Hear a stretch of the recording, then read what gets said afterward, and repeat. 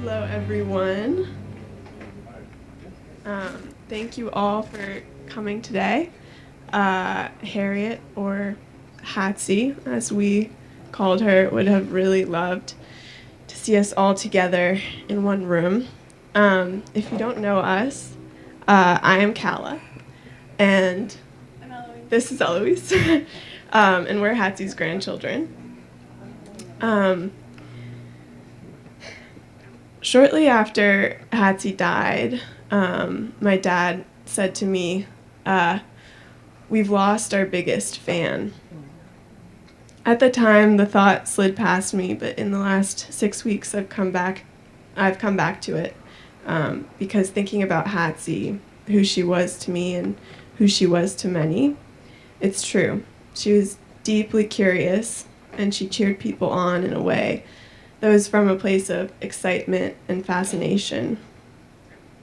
She wanted to know what you were doing and how you were doing it. I am speaking too from knowing her as an artist and as someone who taught me how to be an artist. To be an artist in the way that Hatsy was an artist is to be curious in that way. It is to be interested in the world around you and to cheer it on.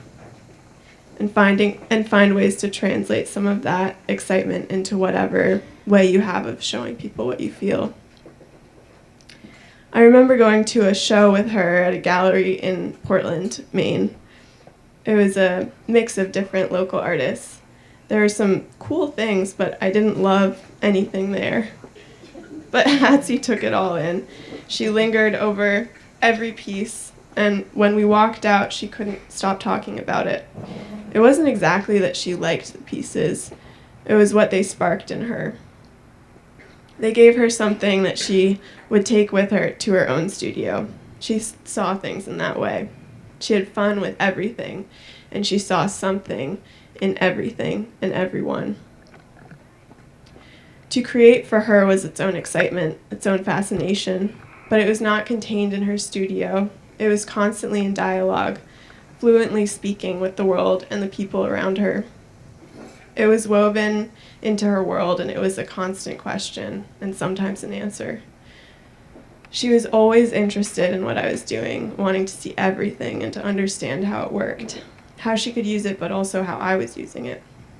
We had many talks about stop-motion video, which I'd gotten into doing on my phone, and how exactly it worked and how exactly I'd made an animation that I showed her. I think no matter what I showed her, she always wanted to know more. It was never really whether she liked it or not. It was not ever about that, although when she did, you knew it. It was just that she wanted to know about it, no matter what it was and no matter how good or bad it was. When I was in 5th or 6th grade, she gave me a notebook. She said, "This is your ideas notebook, to write down all your ideas." I was horrified because I felt I had no ideas. I was at that age of intense self-consciousness, and when she told me to write down some ideas right then, I squirmed away.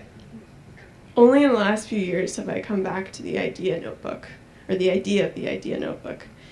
Now it is a different one, smaller, and something I carry around always. She knew that everyone had something to share, and something worth sharing, and I think she was able to show people that about themselves and care about people in a way that brought them out and got them to start writing down ideas and have faith that the things were worth saying and worth doing, no matter how silly or stupid or strange. Everything I make now, I think I will want to show her, and everything I make, I hope will have a little bit of her in it, because she showed me how to be curious and live in a way that makes creating necessary and exciting and really fun. Now Eloise.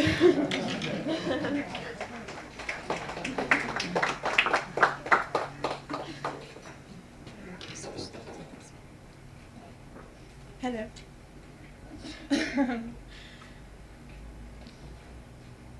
There's always a certain mystique around grandparents. You only get to see them in their third act of life, so you get the stories and photographs to fill you in, but there's always some ambiguous space.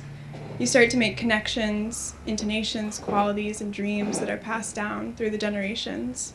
But the connection between Hatsie and my dad was strong. If you ever saw them in action, it was a sight to behold. My dad is famed for a few things.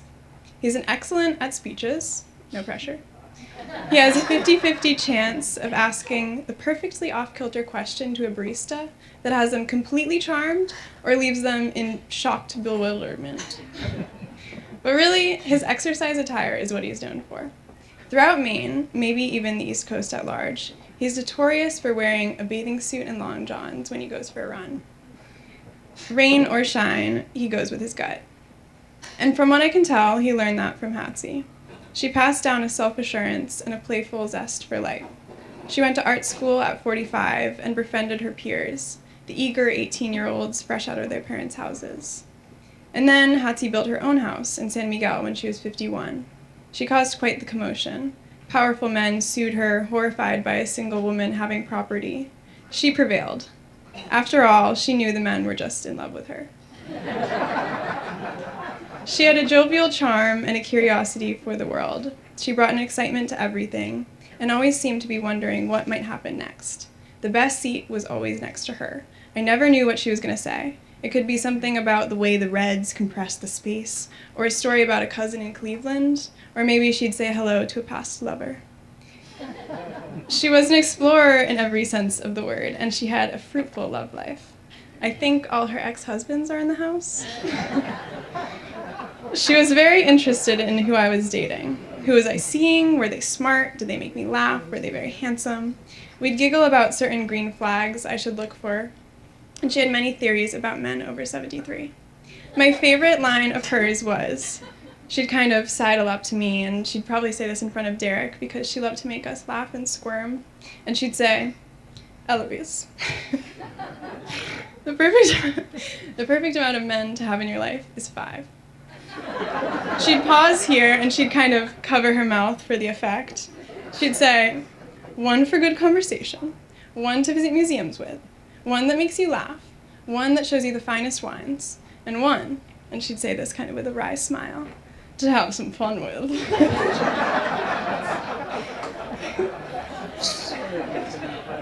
Then there's things that I'll never know.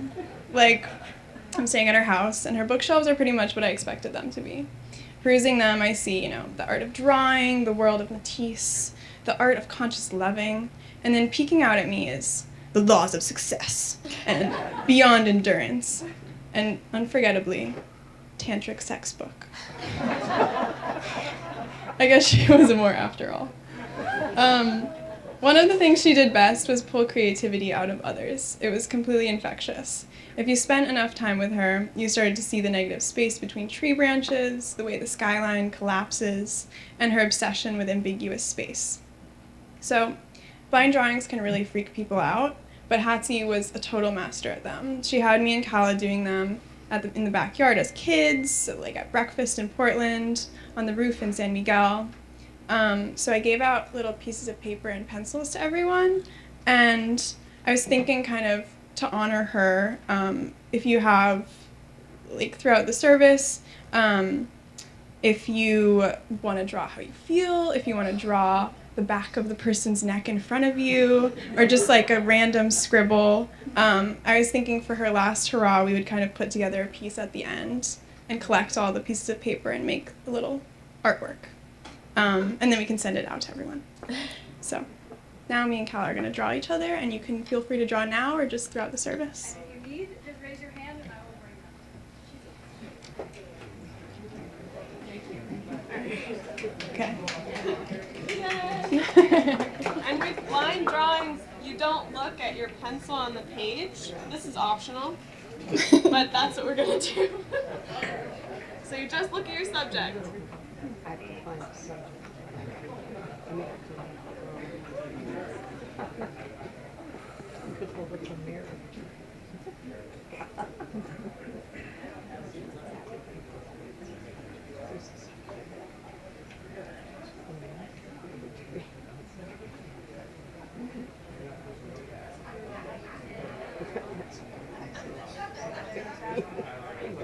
Drawing your teeth. I'm so happy it's over.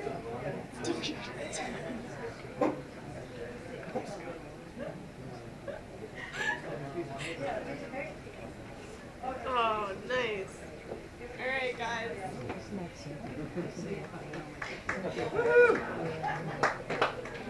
So, we don't expect much. Yeah, low stakes. Very low stakes.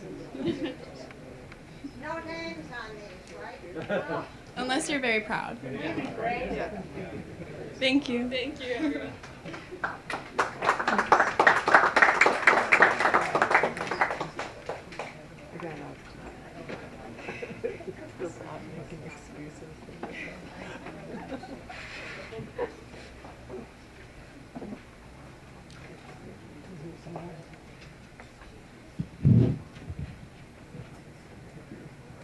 Thank you.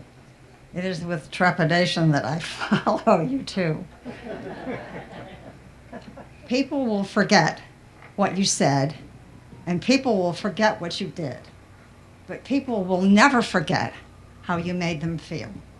And being with Harriet always felt good. A feeling of lightness and color and joy. Since the beginning of time, the Moores and Kryles were next door neighbors. But to this day, we share this unreal feeling that we are in fact somehow really related. When Dan Moore died, my brother George was supposed to speak, but the day before he had a pressing obligation and couldn't come, so I spoke. Now, I'm the oldest living member of the Moore-Kryle clan. Unbelievable. Harriet and Elizabeth, the twins, were actually not twins, but triplets with my sister Joan. The three of them were the same age and such a wiry threesome. And Joan was one of the only ones who understood their language.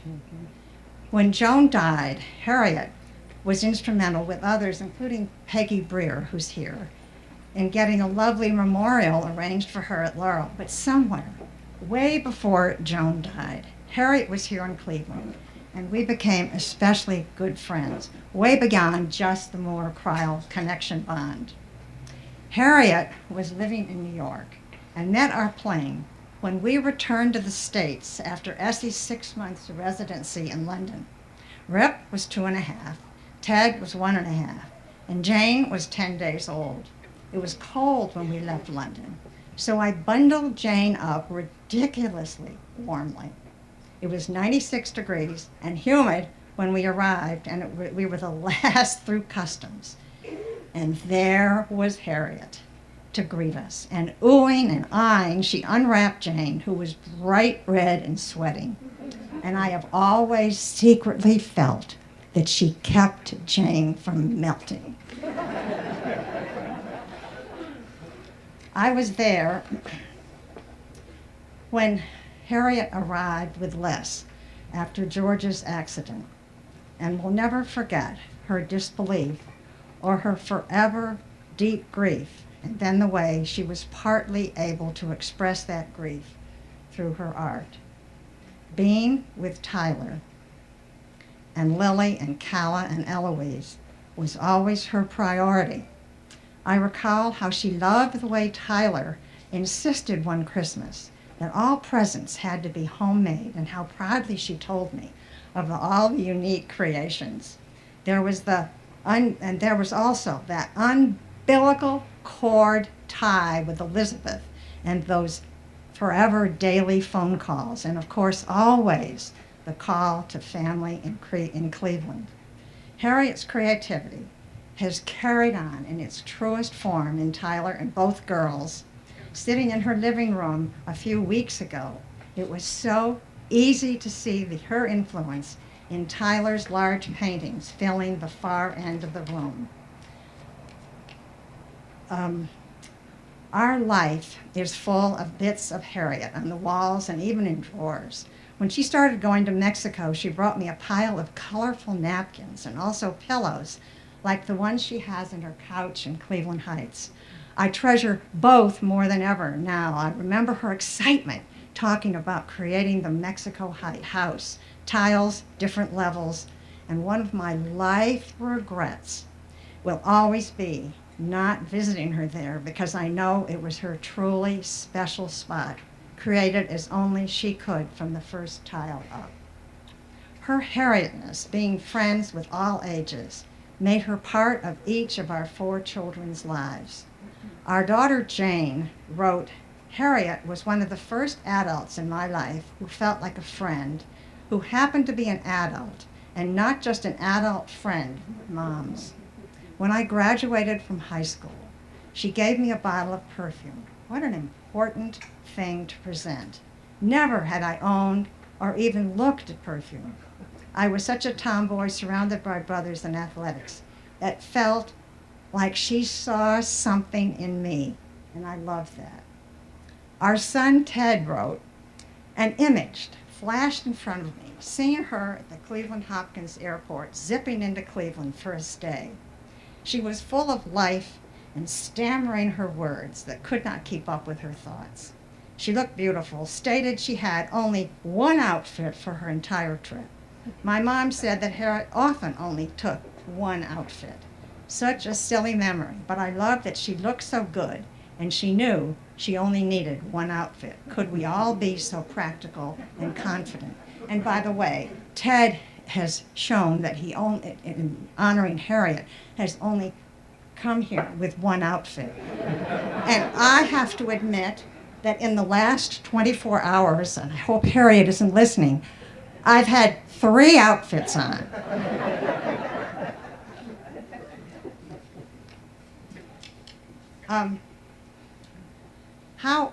How fortunate anyone is to have a passion, and she had that for her art and for her family. I so admire her determination to be fiercely loyal and to follow her own path. I talked to her in Mexico a week or so before her accident, eager to tell her about our daughter Jane's visit with Tyler and how much she felt he was another brother, and how our son Ted and his wife Ann had also just visited and cooked with them, and that the Moore-Cryle connection continues generations deep. And most of all, I asked, "When are you coming to Cleveland?" For me, Harriet is a forever feeling of light and warmth and passion. Proust said it best: "People do not die for us immediately, but remained bathed in a sort of aura of life which bears no relation to true immortality, but through which they continue to occupy our thoughts as when they were alive. It is as though they were traveling abroad, maybe just to San Miguel with Derek."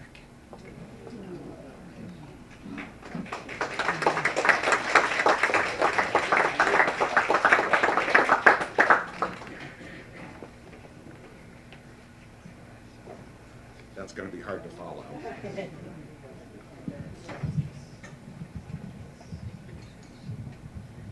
Can you hear me? Is that good? Is that good? Okay. The Moore sisters, my mother, Harriet, and Elizabeth, were born during the Depression. And unfortunately, women born during that time rarely received their parents' blessing when they aspired to anything besides following the well-worn path of becoming a wife and mother. Granny and Granddad were sophisticated and educated, but their household, not unlike most households of that era, was still sexist. And why wouldn't it be? Granddad was raised by his grandparents who were born before the Civil War. The long reach of Granddad's chauvinism included one comment in particular that highlighted what the Moore sisters were up against. It made an indelible impression on Harriet, and it went something like this, quote, "There's only one reason women need to go to college, and that's to meet college-educated men who will marry and provide for them." Yikes. Sadly, Granddad couldn't envision a different path for his free-thinking daughter who had other plans in mind. Early on, of course, Harriet's only choice was to adapt, and it's no wonder that she resented it. Always more independent than her sisters, always more defiant than her sisters, and a much better fighter than her sisters, Harriet could sometimes be absolutely ferocious. And nobody knew better just how ferocious she was than Elizabeth. During an early childhood squabble between the two, Harriet actually bit off the tip of Elizabeth's finger. And if anybody here has any doubt, Elizabeth, will you please raise your finger? Okay.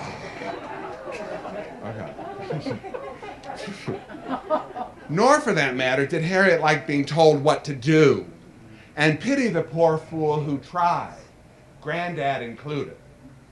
Determined to create her own path, she pushed forward, and no man was going to get in her way. It was all of this, along with her free spirit, her zeal, and lastly, her visceral need to express herself, that were the ingredients necessary to produce the creative juggernaut that emerged later when this woman on a mission was freed from her yoke and became a full-fledged artist. Considering her different path, I wonder what achievements along the way would make her the most proud. We'd all rightfully conclude that one of her greatest was becoming a successful artist, which she most assuredly was. And that was no small undertaking. For almost 40 years, she had successful shows in famous venues where she sold a prodigious amount of work. And nobody was more proud of this success than she was. It qualified unequivocally as a great achievement. But was it her greatest? Harriet would want us to dig deeper. For we need no reminder that her life had more than its fair share of twists and turns and ups and downs and tragedy. And it was because of these that she understood why her own triumphs were intensely personal, more rooted in self-actualization, even redemption, than the sort that may have merely elevated her status or her notoriety. After all, her bohemian, thoroughly unpretentious temperament wasn't much interested in any of that. Rather, her triumphs were only relished by successfully overcoming her personal struggles, which she could speak to directly. Perhaps most exemplified by overcoming Granddad's roadblocks to her success, or by acknowledging her own failures in 2 marriages, or then overcoming the most horrific struggle of them all, losing George, a ghastly experience beyond words. Enduring immense grief, but never one to wallow in the mire, Harriet rallied and built a new world for herself in San Miguel de Allende. It was these struggles overcome, these triumphs, that gave Harriet a new lease on life, a new birth of freedom, self-fulfillment, and most importantly, pride.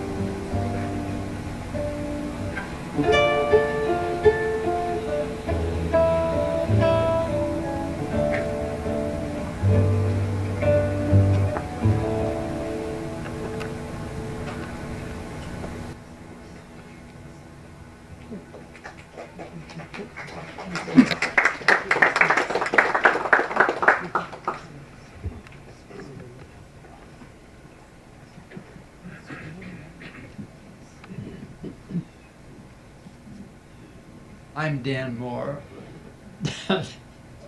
That's right. And for another 2.5 years, I'm gonna be Hatsy's younger brother.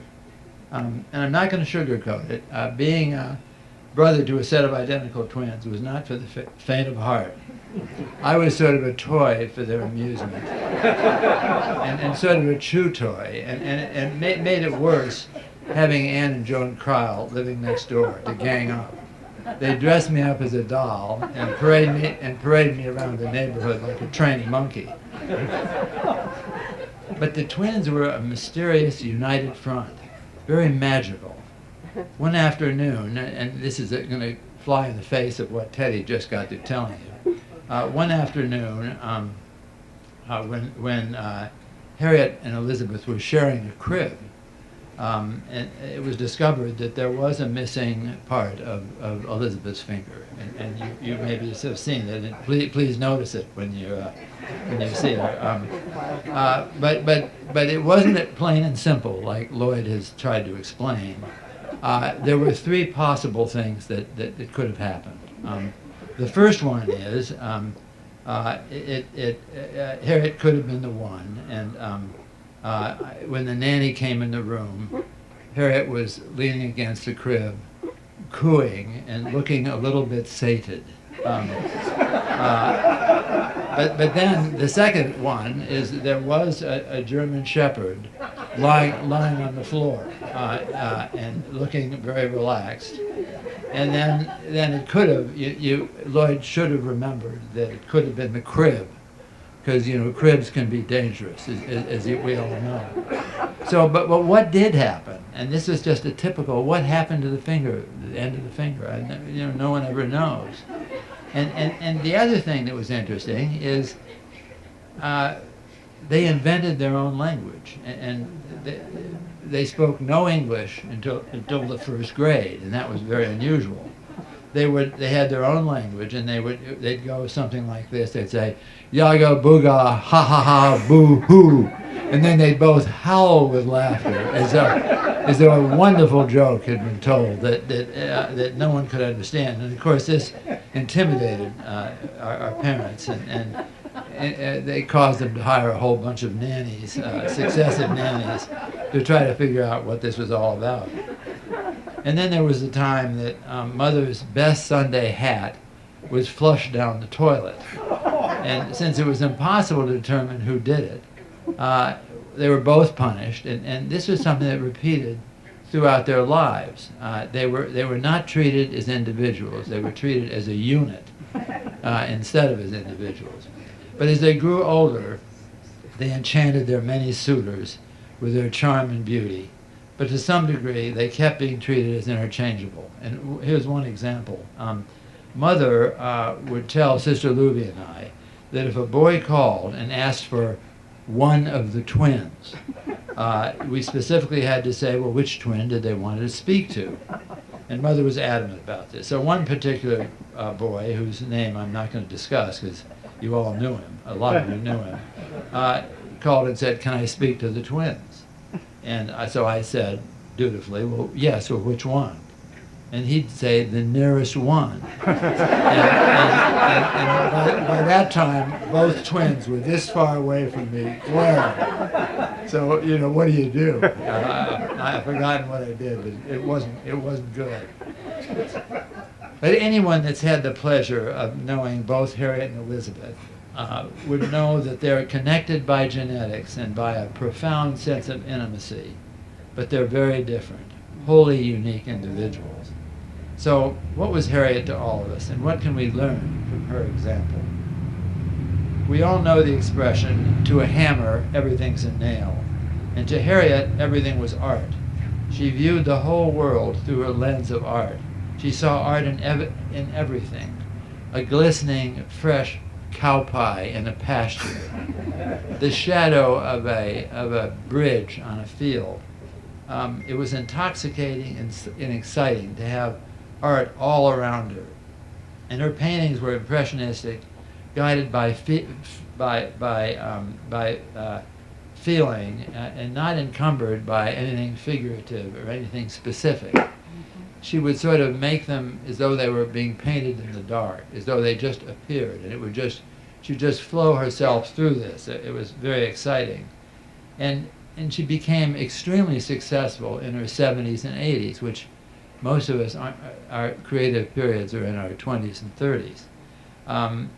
She would sell everything, and it was extremely successful. I remember when we wanted to get, we had a painting picked out, and it was at Bonfoy's, and we had to be the first person in the door to get that. Another member of the family was trying to get it too, and we had to elbow them out. So Harriet was dramatically successful. And the other thing that was interesting about it, which Callum mentioned, is she was very interested in other people's creative process. She encouraged her children, grandchildren, her grandnieces and grandnephews into artistic pursuits with the passion of a Mormon missionary. She wanted to know all about what they were doing. For example, she felt such an urgency that she sort of felt that you were being a bad parent and like not feeding your child enough, and a terrible thought of being careless with upbringing if she didn't get involved in her art. So she was really a tiger that way. And then I think that's one phase, her focus. But another is I think she was very much of a social animal, based in Cleveland, San Miguel, Stonington, Maine, East Tallest, Michigan. She was all around. And she had a deep group of friends. And the sympathy letters I've received all talk about her spirit, her imagination, her energy, her concern for her friends. And she energized all of us with her questioning of conventional wisdom, her free spirit, and let's just do it optimism. Her circle of friends was wide and deep. Now, Harriet required a great deal of intellect in both her men and her cats. There were 3 brilliant men in her life, and they're all here today. They were her league of extraordinary gentlemen. Tom Clements, the father of Tyler and George.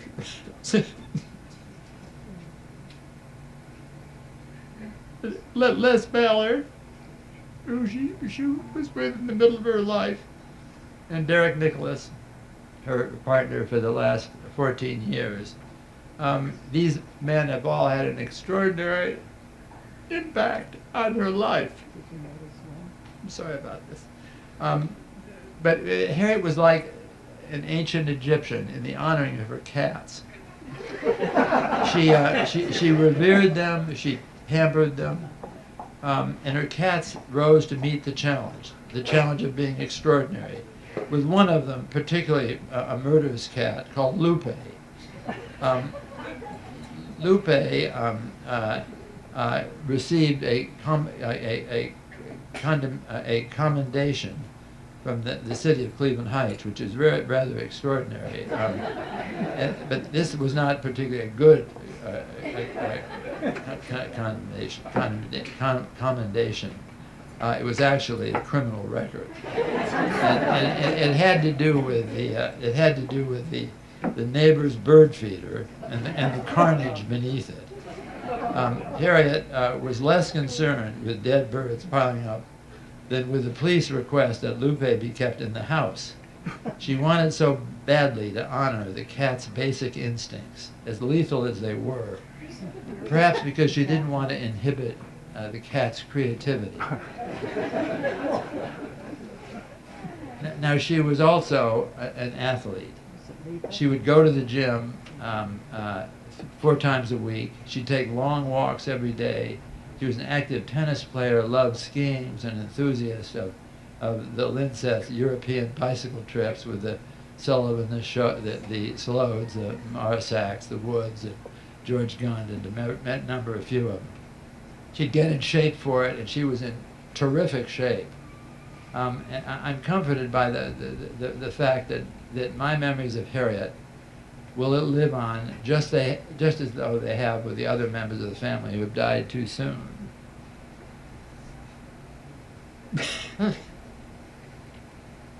George Clements and Wendy Moore, George Cryle and Joan Cryle and Jessie and of course my sister Louie.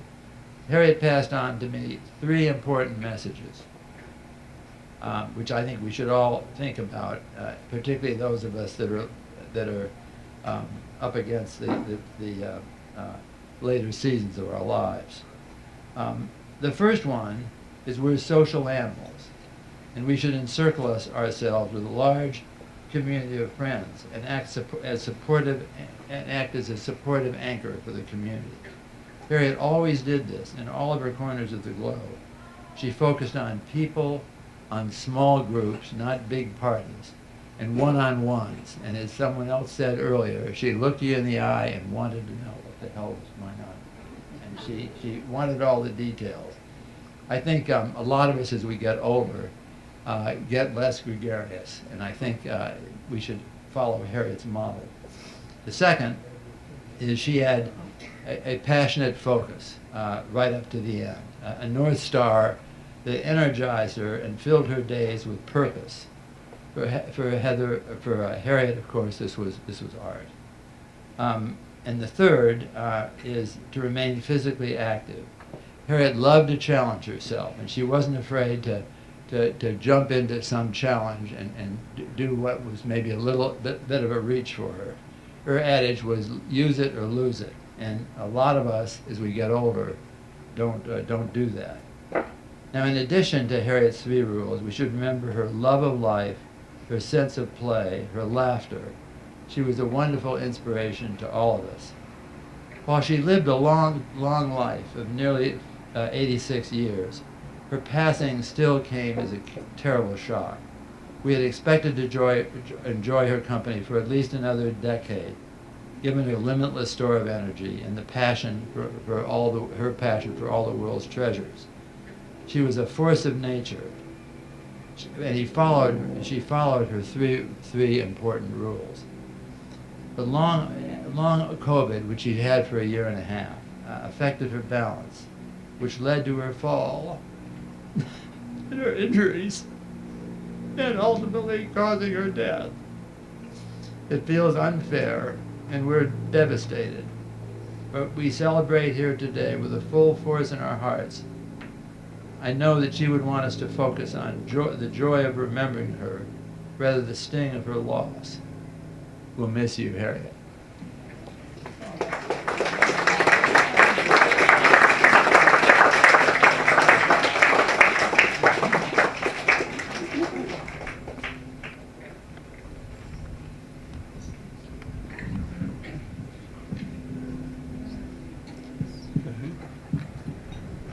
Can you hear me?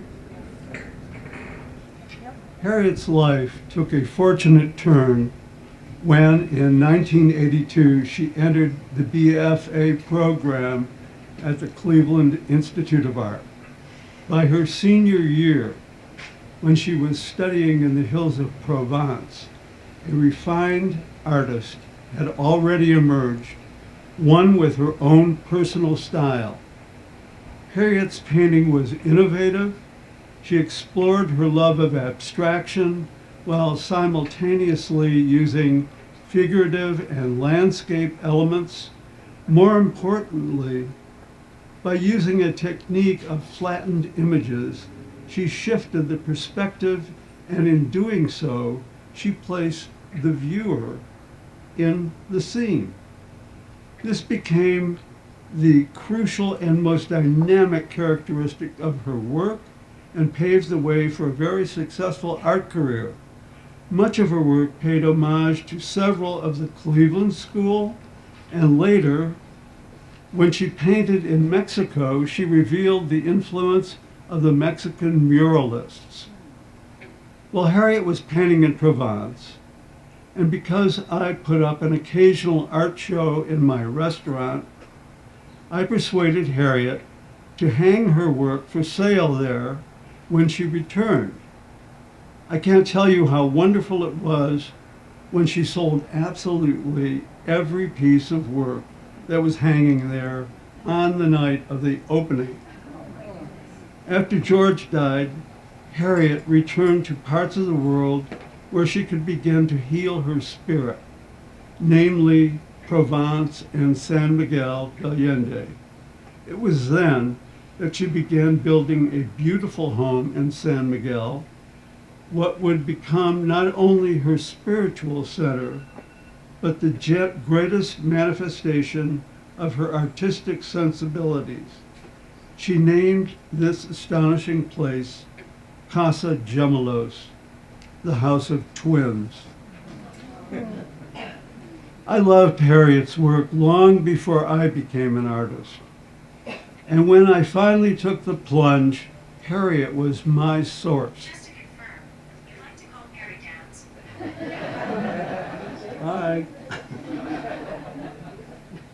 Is that Alexa? Harriet was my source. And she wasn't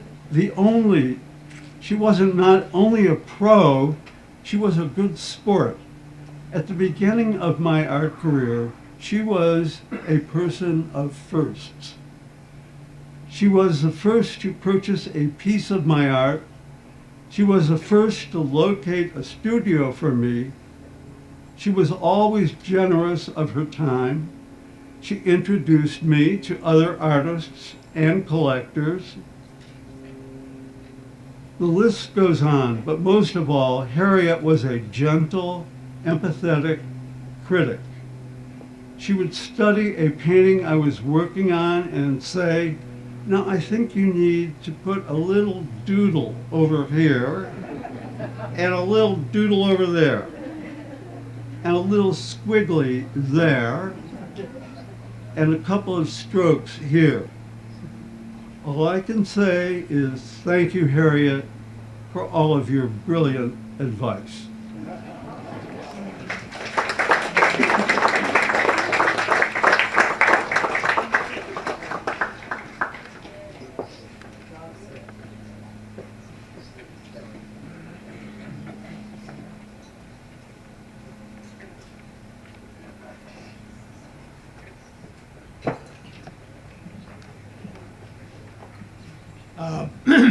Before I start, I have some helpers here, and would they sit over there, please, on that wall?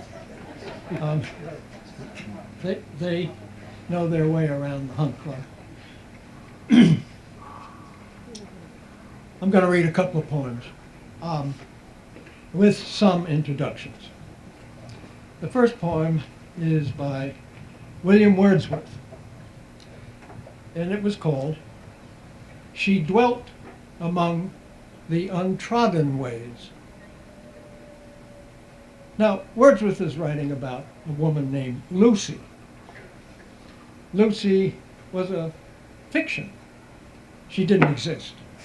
But Wordsworth has her die really young, unknown and unloved by any. Harriet was a real person, a real woman. She was well known and beloved by many. They are not the same, except in feeling. She dwelt among the untrodden ways, besides the spring of Dove, a maid whom there were none to praise, and very few to love. A violet by a mossy stone, half hidden from the eye, fair as a star when there was only one, shining in the sky. She lived unknown, and few could know when Lucy ceased to be. But she is in her grave, and oh, the difference to me.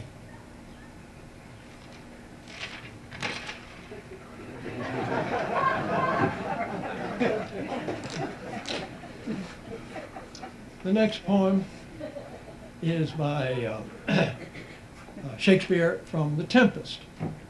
And a daughter is weeping over the death of her father, who has drowned in 30 feet of water, 5 fathoms for you sailors, in the tropical waters of Bermuda, of all places. Another person comes and tries to console her with these words. Full fathom 5, thy father lies. Of his bones are coral made. These are pearls. That were his eyes. Nothing of him doth fade, but doth suffer a sea change into something rich and strange.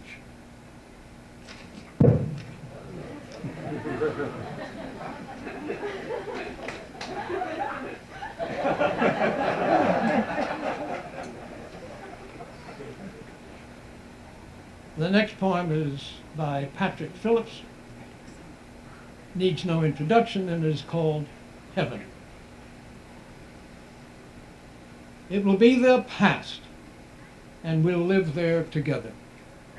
Not as it was to live, but as it is remembered. It will be the past, and we'll all go back together. Everyone we ever loved and lost and must remember.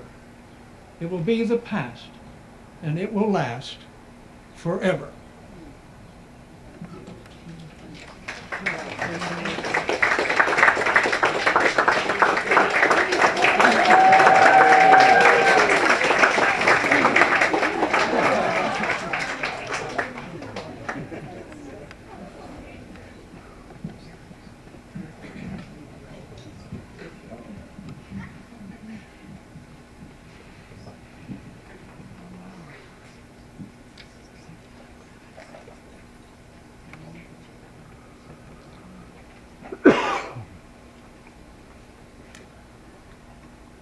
We grew up in a house on Fairfax Road in Cleveland Heights.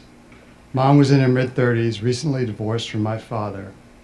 While it was only the 3 of us, my brother George, Mom, and me, we were raised within the fold of a large family. On weekends, we were often at our grandparents' house, now my cousin Heather's house. Once a month, we slept over at my other grandmother, Helen's house. We were often at Danny and Marge's house. Mom worked as a real estate agent for a lady who had a few single adult sons. According to my mother, it was not by chance that she was hired to work at this small family business. My brother and I were something like gatekeepers for my mother's romantic life. Potential boyfriends tried to bribe us with gifts, things like plastic cameras and cowboy hats. If they earned our approval, as Les Ballard did, as Charlie Newell did, we'd speak on their behalf. If they didn't, well, they didn't last long. She'd get a variety of babysitters to keep track of us if she was going out. I remember one, a guy named Mike Hammer, a high school wrestler, whose main attraction was that he wanted us to punch him as hard as he could in his washboard stomach. We lived largely outside as kids. Mom had a cowbell to call us to dinner, which was usually chicken or some crock-pot assemblage. She used to love telling a funny story from when George and I were about 12 years old, of running into our neighbor across the street, and the neighbor saying, "I had no idea your boys were already of driving age."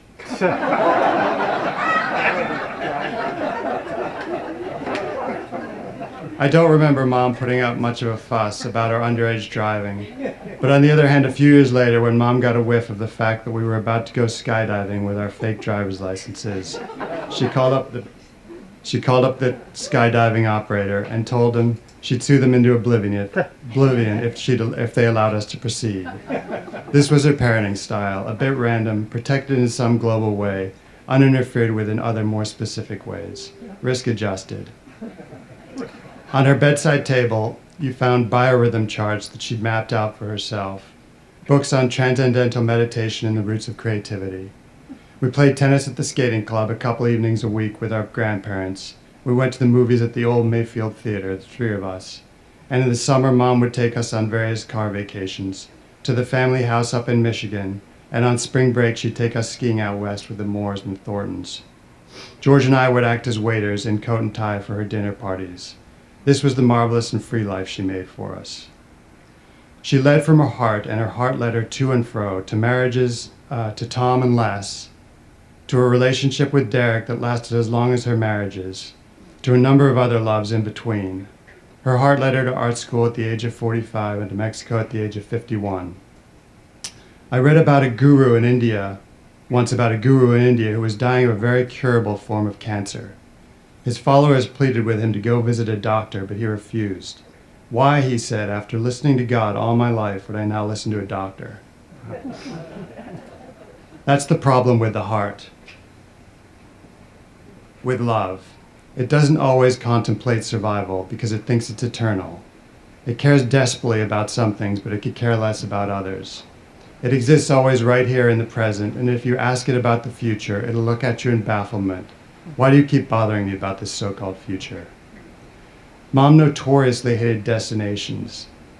She described herself always as a process painter, meaning she never had a fixed idea of where she was heading. It was always in process. When I told her that I couldn't figure out an ending to something I was writing, she inevitably replied, "Who needs an ending?" The ending in her mind is when you have nothing left to say. And even then, I'm sure she would argue, let's not call it an ending, let's call it a new beginning. Let's continue to be friends with our ex-husbands and ex-lovers. Let's continue to visit them and invite them out for coffee and invite them to Thanksgiving and so on. To a friend who had a stroke and needed to relearn how to talk, she said this is just a new beginning, and she met with him once a week to practice talking. And I'm sure she would also say, let's have the bravery not to live according to the ways others live. Let's live according to our beliefs. When our heart says invite them to Thanksgiving, let's not quibble about propriety or good boundaries. Boundaries are mathematical and I'm metaphysical. I went landscape painting with Mom a lot. She was kind of a nut in the landscape. She would start muttering things like, white lays down, red stands up, order and chaos. For instance, look, I can do this, and then you weren't quite sure if she was talking to herself or to you. Instead of using a paintbrush, she shoveled paint on with a palette knife. Masses of pink and orange where it should be grassy green, carving lines right through the canvas like she was unilaterally dividing the world in two, muttering to herself, I need a very small brush for a very small squiggle. I would have long since gone in for lunch and probably even taken a nap, and she'd still be out there in her apron covered with paint. When I was younger, I used to go to her studio on Murray Hill, which was rich with the smell of turpentine, and I used to sit in an old checkered couch there and listen to her paintbrush scratching on the surface of the canvas. And I used to think, this is what freedom looks like. Play, there's no other word for it. She just played and played like a 4-year-old with paint on her fingers. Most people get self-conscious behaving this way. They start wondering about what others think, or will this sell, or what's the meaning of all this? Is this maybe a little too much silliness? Somehow Mom was immune from these thoughts. There was a purity in her play. You saw it in her paintings, and you saw it in her conversation, and you saw it in her relationships. Many times Mom told me that she felt like a young person, that she felt younger than many other people her age. She attributed this to having a passion, something she loved to do. And then she also said she had no fear of death. These were very matter-of-fact observations, not boasts or dramatic pronouncements. Having read most of the books she had on her bedside table, the ones on meditation and creativity, and having studied her through the years, I think these two qualities were in fact one quality, which is love. Her world was eternal and ageless. Her world was made to be played with. Her world was delight. She played with it.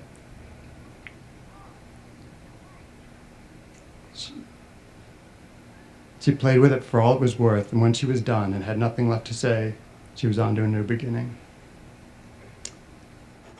I don't have much in my mind when I start. I usually start with a drawing maybe, or a splat of paint, a mark of some kind, and then I interact with what I've just put down, and eventually something bigger will happen in that space. I do feel that I'm not the most organized person in the world. I don't like order all that much.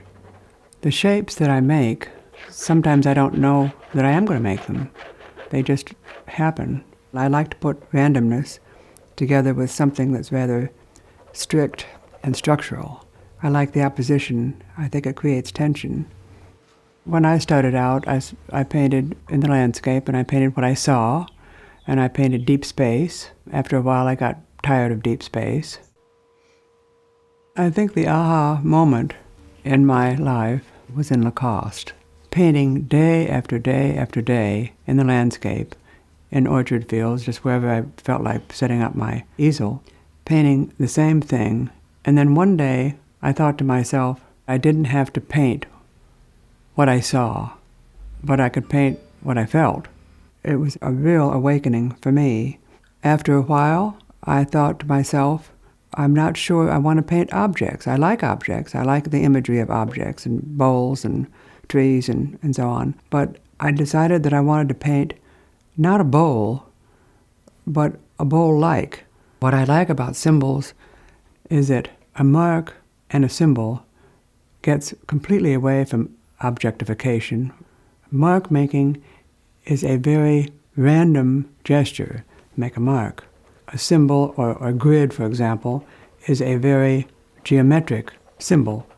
That is the opposite of just scribbling something onto a canvas. And that I find very exciting. Julian Stanczak was my mentor at the Cleveland Institute of Art. He was marvelous because he had one wonderful message, which I will never forget. He would go up to the bulletin board and he'd say, dot, dot, dot, and then he'd say, dash. And he said, that's the surprise. And so I realized that paintings have to have a surprise. Now, Julian Stanczak said another thing which I think was remarkable. He said that you only can understand what you perceive. And for example, if you perceive a limited thing, that's the beginning, that'll be the floor. Then from that perception, you will move on to another perception. And then from that perception, you will continue to move on. Only by going beyond what you know will you move forward.